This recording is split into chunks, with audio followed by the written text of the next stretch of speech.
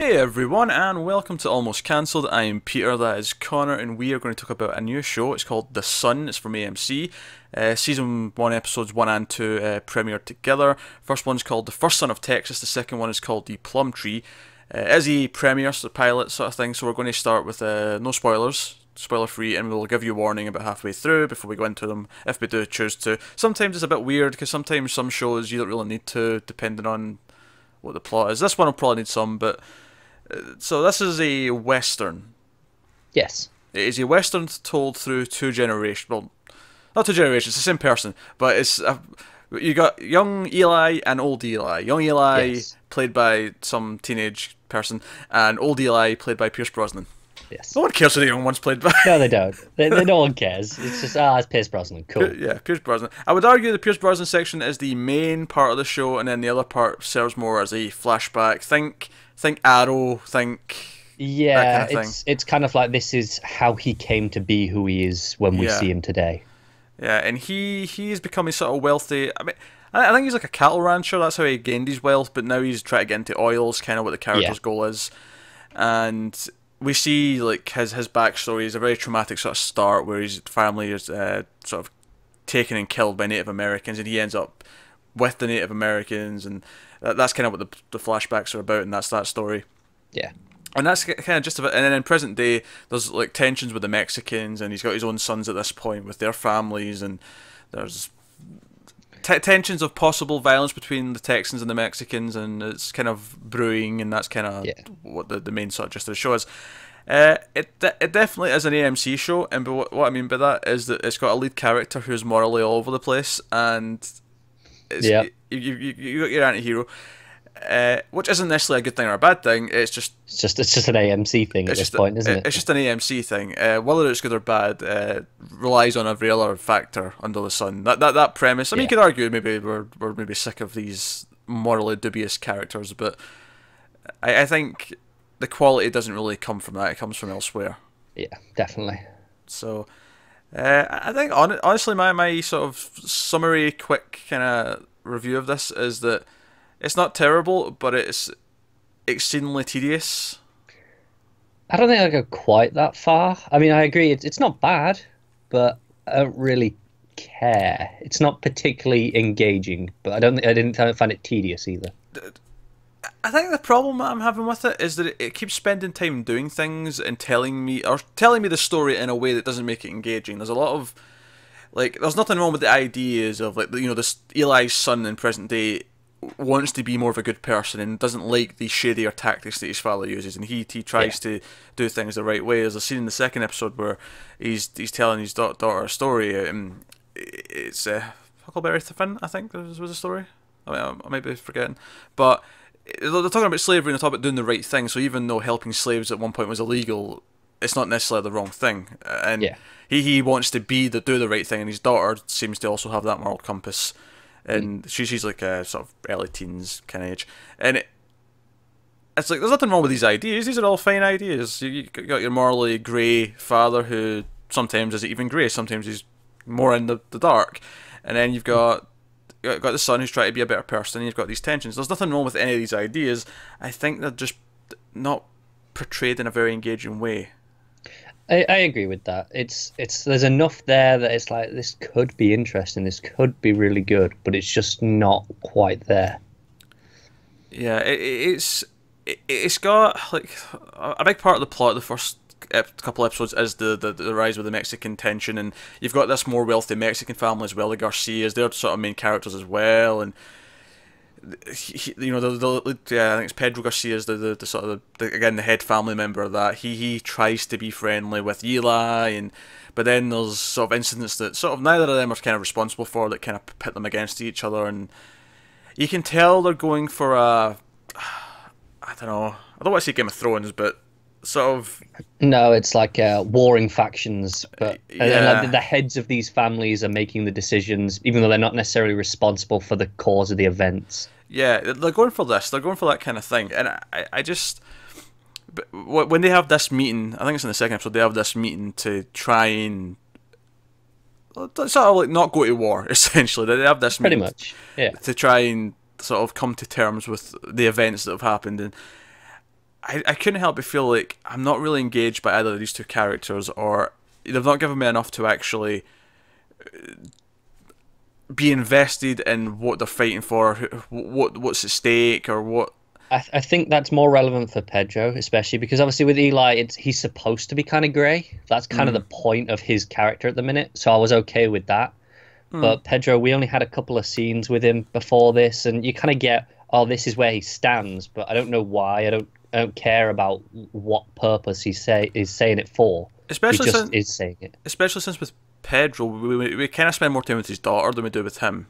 Yeah. Maria, his daughter, we spend a lot more time with her. She's the one who goes to police to report things. She's the one who tries to comfort her sister. We see a lot more of her, and I think at this point it fits into this very kind of bland mold of shows with morally grey characters with possible tensions rising, and I feel like the events of the two episodes, nothing surprising really happens. Everything just kind of plays out kind of exactly how I'd expect it, without any kind of style or flair that, I think directional styles kind of just non-existent. Yeah, it's just kind of there, isn't it? Yeah, it's not doing, because I mean, obviously Breaking Bad was a show about someone who maybe doesn't start completely morally grey, but goes more morally grey as the show goes on. And I think a big thing that show, and also Better Call Saul, which is a spin-off of it, has is the great direction and the great acting. I wouldn't necessarily say the acting in this is bad per se, although I think Pierce Brosnan cannot, no matter how much he tries, cannot hide some of his accent. It's just, he can't hide the accent. No, I think he's doing pretty good in general. Other than the accent, I think he's pretty good. Yeah, his facial expressions and all that kind of thing. Yeah, that's all fine. He's just, it doesn't matter how hard he tries. And the weird thing about it is that I feel like he doesn't even slip into his native accent. He slips into his fake English accent. Yeah. Which is, I guess that's just part of acting, like the fact that he's always had to do the English accent. Now that he's doing other accents, he's slipping into the English accent rather than his native accent, yeah. Which is really weird. I mean, I guess I can buy a little bit. It kind of sounds like he's moved around a lot, so maybe his accent's kind of, messed about because of that. Like that in the show context, but it doesn't really work. I would agree with that if we didn't see him as a teenager with a completely straight American accent. That is fair. I mean, he could have moved around in his adult life and picked up other accents. Okay, sure. It's a stretch, but okay. I don't know. It was like what, 65 years apart, or whatever it was. 55. I don't know. I close to 55. It doesn't look like he's just. I mean, what was? I think the first one was what, 1849, something like that, and the other one was 1915. All right, 60. That doesn't add up for me though. He does not look that old. No, that's fair. Now that I'm drawing attention to because he's already like 15 at least in the flashback, so that would make him about 80. Yes. Pierce Brosnan does not look 80. No. He does not look 80. So that's an issue. I mean, I didn't intend to bring that up, but you're right. Now that I think about the actual ages, it doesn't really add up, does it? No. And I think a problem is that the characters feel like archetypes for their beliefs, for the story, rather than actual characters. Yeah. Like I feel like the son's there to be the morally better one, and that's just kind of his purpose. And it's possible he can grow out of that and have a character in the coming episodes. I feel like his daughter's there to be a conscience for him.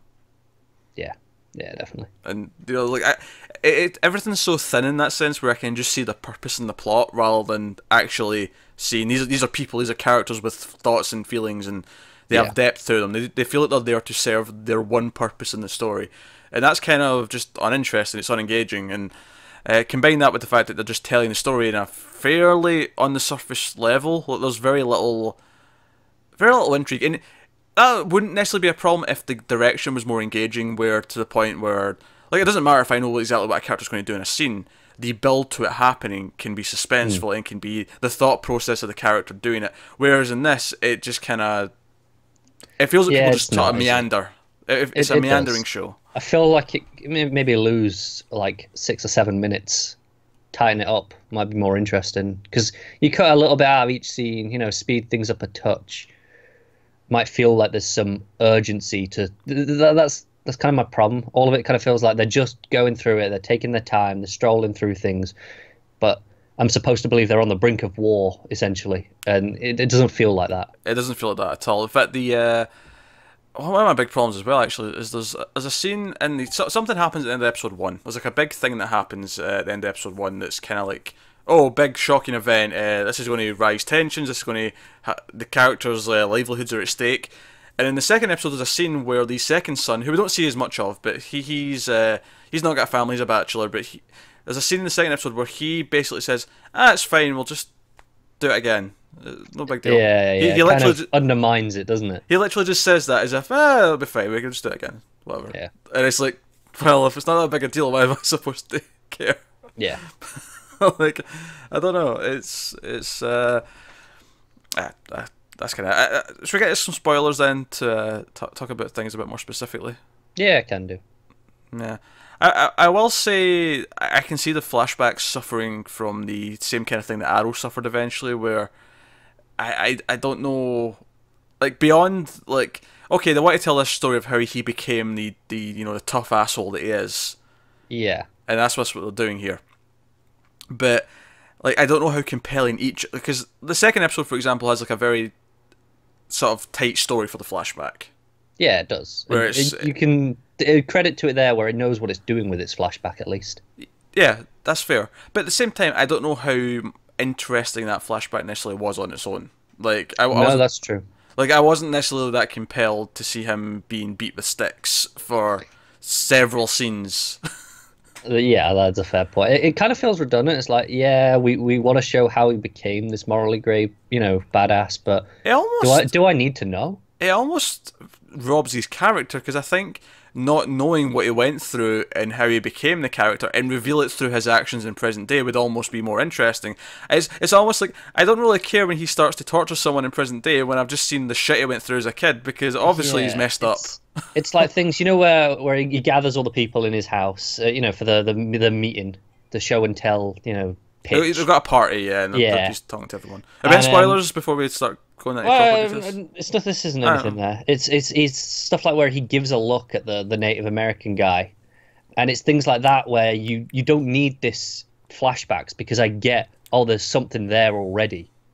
Yeah. I don't need to see it in the past. I just get it from his present day actions. It kind of makes him feel redundant.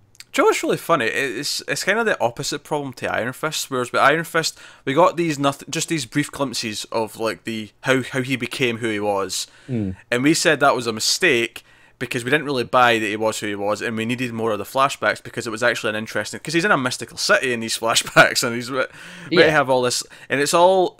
And it's not real stuff that you learned either. It's supposed to be mystical magic, kung fu. We need to kind of understand this stuff and see it. Whereas with this, I'd argue that the quick glimpses would probably work better because it would leave more of the mystery and we could learn it through his actions in present day. I think the opening flashback's probably somewhat important because it is sort of this stark, kind of harsh beginning to his story. But beyond that, I don't know if we actually need his journey with the Native Americans throughout his teenage years that we're probably going to get. No, I don't think we do.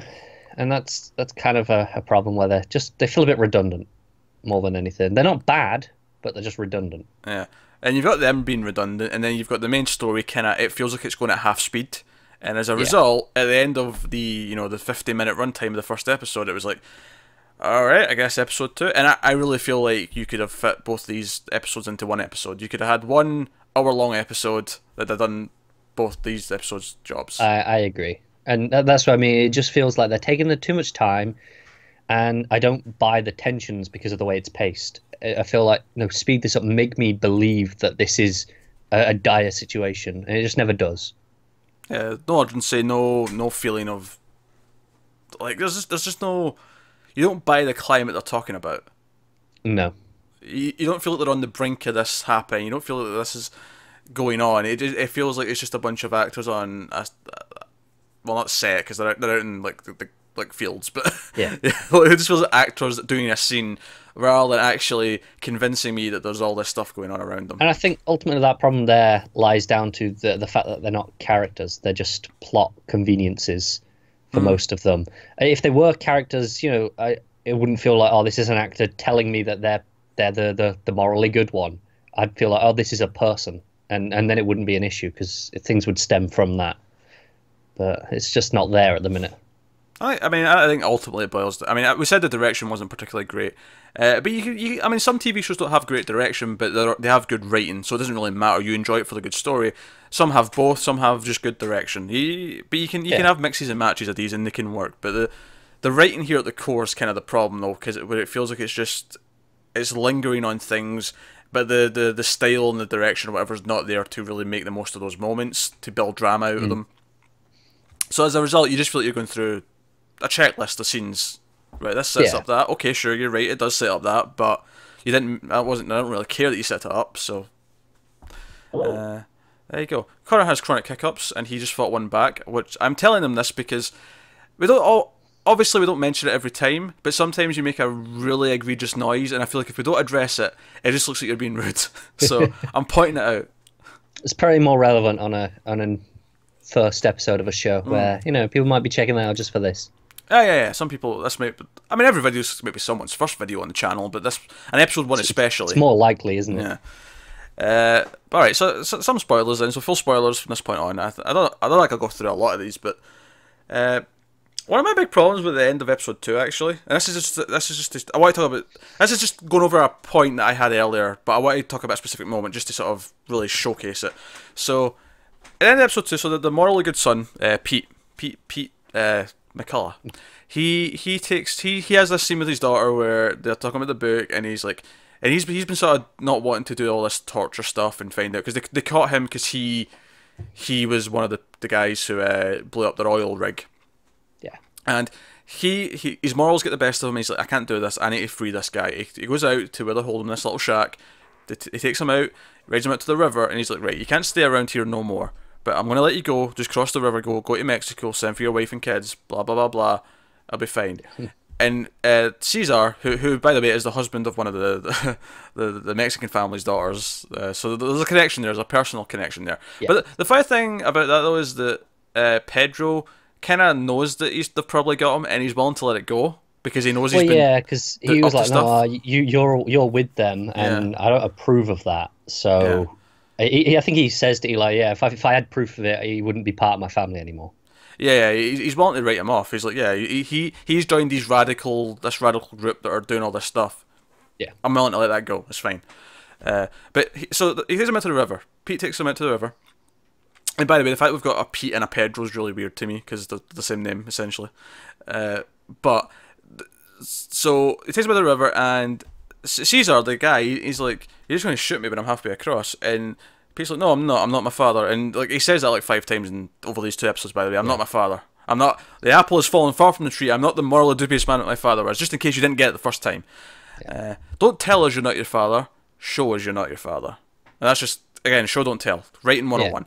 Yeah. Anyway, so he cuts him loose, and you know Caesar's going to do the thing. He's going to fight him instead of just running. He's going to assume that he's lying and fight him. And he fights him. He tries to kill him, and Pete fights back. And in this case, it's self-defense, and you don't necessarily see him as a lesser person. He just like Caesar's going for his gun. He's going for his gun. He's trying to stab him. So Pete stabs him in the neck repeatedly and screams, "I was trying to save you." This is basically the end of the episode, and the episode could have ended here. The camera could have just lingered back as he was like lying or sort of kneeling down on top of the guy's dead body, and it could have been the poignant moment it wanted. Cut to black, roll credits. Instead, for some reason, there was another 30 seconds where we cut to him digging a grave, and then we see him put the body in, and then shovel in some dirt, and then the camera ends in this poignant moment of him standing in the grave. And then the camera sort of tilts down behind the grass, and then it goes to black. I'm like, what was the point of that last 30 seconds? There was nothing more to it. Bothered me even more about it. So he spent the time to dig the grave when Caesar just said to him, "Hey, you're going to shoot me in the back while I'm in the river." And he goes, "Oh, why would I do that?" He goes, "Well, there's nothing for you to clean up then. I'll just float down. No one's going to find my body. It's no problem." To be fair, I think this is supposed to be his moral playing here, where he's like, no, he should still get a burial. I think that's... All right, fine, but my problem was that the episode... It was a waste of a scene. Yeah, it was a waste of a scene. The point of the scene already happened. He had to kill him in defense, and he is like angry about it because he was trying to let him go. He was trying to do the right thing. The point of the scene's already happened, but because I thought something else was going to happen to for there to be a point. Like maybe he'd start some sort of hook or something to come back. Yeah, or even just if it was an emotional point, maybe he'd start breaking down as he was digging the grave and start crying, and you would see it was really getting to him. Like that would be enough to make it worth it, because we'd see that he is absolutely destroyed by this. But instead, nothing really. He just digs the grave, and then the camera. So it's like that was just an extra minute, 30 seconds, whatever, however long that lasted. It just didn't need to be there. And that's only one example. I think there's a lot of that throughout the 2 episodes. But it's just more egregious when it's the final shot and it ruins your ending. Because the shot before was a fairly good ending shot. Yeah. It's like you had it, and then you had to do something else, didn't you? You just had to have another little bit. Yeah. I think because... I think there's interesting ideas. There's nothing wrong with the ideas in the show. It's just they're not presented interestingly. I think the most interesting ideas maybe got for me is when, so the Mexican sister goes out to the sheriff and tries to tell him that Caesar's missing, and the sheriff comes out to talk to the McCullis, and they sit down, have some lemonade. I think it was lemonade. It looked lemonade to me, and they're sitting there on the porch and they're having like a friendly chat about everything that's going on. And it was kind of like, it was almost between the lines. It was a little too on the nose, but I kind of liked the sort of the intrigue here where the sheriff's like, yeah, you've probably got him, I'll accept your bullshit story, but if you help with my campaign, because I'm up for re-election soon, like, this was like, okay, I can see the interesting storylines potential here, like... Yeah, because we spoke about how the Mexicans are the ones that kind of control the vote here for him, so he kind of has to do what they say here if he wants to get re-elected, but... It's like, yeah, but he doesn't really care either. He's just kind of has to do it. Yeah, and that was almost interesting. That scene stuck out to me. He's like, okay, I can see what you're doing here. Yeah. Whereas all the scenes with Pete and or Eli get into the barn or the little shack and like questioning Caesar, like every single one of those scenes I thought was boring as shit, because none of them did anything interesting. They all played exactly how I thought they'd play. No interesting information came out of it. We see him giving the prisoners some food. Oh, isn't he sympathetic? Or we see it felt so on the nose. And then we see Eli go in and cut his ear off. Oh, yeah, shocking. Like he wasn't like hinting that he wanted to just torture the shit out of him throughout the episode. Yeah, I know. I don't know. It's the build. The tense build to that moment of him cutting his ear off just wasn't there. That should have felt like a climax to tension rising throughout the episode. And had the direction and pacing been on point, it probably would have. Had the characters been more interesting, it probably would have. But instead, it was just kind of a nothing thing. I'm like, yeah, okay, his ear's cut off. It's just something where I'm interested in the consequences of the action, where I want to see the war and how each side plays it and plays off each other, like bluffing whether or not it's happened, and everyone knows what's really gone on. I like those things, but the actual actions are kind of just through the motions where they shouldn't be. Yeah. Do you know how I describe this? I'm sure there's some other examples of this recently that I can't think of off the top of my head, but I've had this thought before. This is bad TV thinking it's premium like TV. This is TV thinking it's in the realm of the Breaking Bad and your Game of Thrones and your other stuff that people really like give credit to and admire. It thinks it's doing that stuff, but it's just the skill and quality behind it just isn't there. It always seems to have like one notable actor attached to it as well. So they go, look who we've got. Look, we're putting money into this. Yeah, that's what it feels like. But it doesn't feel like they're actually... The skill's not there behind the camera to actually make it work. In a number of ways. Directing, writing, neither of those things are on point for me. I agree. It's ultimately, I don't think it's bad. It's just, it's not interesting. It's not engaging. Yeah. It's not like... It's not... I mean, there's much worse on TV, sure. Absolutely. Yeah. But it's so middle of the road because it isn't engaging that... And I've used the word engage a lot. That's kind of my biggest problem when I watch something like this, where I can see what they're trying to do, but I'm just not getting into it. I'm just not... The connection with me is just not there, and that's kind of how this one felt. So, yeah. Ah, dear. Would I rather watch more of this or watch more Iron Fist? Oh, this, absolutely. That's not even a question there. Like this, like I say, it's not bad. I could watch more of this if I came to it. Iron Fist, you would have to like hold me at gunpoint to make me watch more at this point. Yeah, but if they have a season 2 of Iron Fist, we're going to have to watch it. You get the gun ready. You know this. You know this. Get the gun ready. You're gonna need it. Oh well, that's That's our so yeah. So basically, the first episode was him making his sales pitch to all these rich people. That party seemed to go on forever, and then the second episode was him having this guy captive, because at the end of the first episode, the oil rig got burned down or blown up. They catch this Caesar guy. He's the only one they catch. Most of the second episode is the sister looking for him because he's missing, and the family like, oh, should we torture him? Should we do this? Should we do that? And Yeah. that was the whole 2 episodes. I summed up the entire plot, the 2 episodes, other than the flashbacks, I guess, which where family gets killed at the start by Native Americans. He's taken as a slave.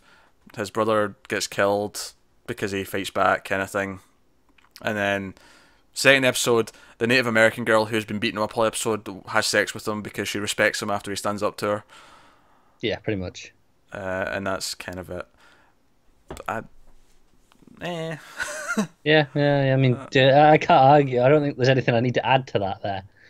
I don't know. Here's my problem. Here's my thing, right? So in these other shows where you've got morally grey characters, I still feel like I've got someone to, like Breaking Bad. I'm still rooting for Walter White for the first couple of seasons. When once he does go darker, I have other characters to root for. There's rooting going on. And ultimately, there's still the leftover rooting that's still kind of, even though he's grey, you kind of want him to succeed. Yeah, like that show does a really good job of making you want him to do his bad things. Same with The Shield, where Vic Mackey's this corrupt cop, and you're still, because it has that weird effect. Most people don't like Skylar White because even though she's morally right and in a real world situation, yes, you should be questioning why your husband's doing all this shady stuff. But because you care about him and he's the protagonist, you end up being annoyed at her for getting in the way. That's what that show does. That's what good shows about anti-heroes do, or not even anti-heroes, just morally grey characters.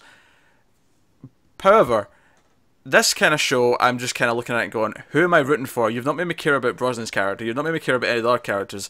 Who am I rooting for? And ultimately, even the flashbacks, I'm like, well, Eli's just kind of typical in the flashbacks, and I'm not rooting for the Native Americans because they just brutally murdered his family and stole him. I think the point of the flashbacks is so that you can root for Brosnan. Like in the present day, where you go, oh, I see what he went through, and I understand him now, and I can respect that, and that's why I root for him. I think that's the purpose. It's not working, but I think that's the point. Nah, it's not working. There you go. Obviously, we're not going to do any more of this. We're clearly not into it. And it's one of those things when they start with a double and you get through the first half and you go, crap, there's a second one. We feel compelled to do the full premiere experience and review it as a whole, because there's a reason why they put them together, because maybe they thought, oh, the second one's much better, that's why we're putting them together. I think that the ultimately they put it together because the second one is like, okay, this is where the war begins now from here. But I don't know. There you go, that's it. Let us know what you thought of The Sun if you watched it in the comments below. Like and subscribe and all that stuff helps us out a lot. Get us on Twitter at mailed_fuzz for channel updates. Individual Twitters are on the screen if you want to hear us ramble about other things. But that's us, guys. So keep watching TV. Have you got any vanilla?